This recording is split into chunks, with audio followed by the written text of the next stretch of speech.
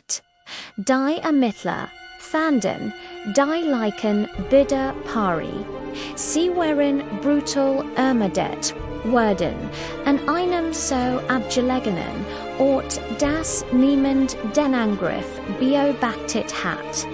Es gab keine Fingerabdruck, kein klares Motiv und keiner Hinweis auf den Täter, der gerade einst einem Ort des Schreckens, die Medien stürsten, sich auf den Fall und die Fall und die Fentelkeit war in heller Aufruhr.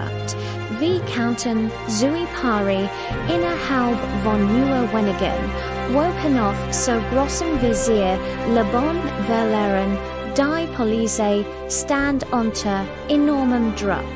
Sie tappten im Dunkel und verfolgten jede Noche, so klein Spur, aber der Mörder schien wie ein Geist zu sein.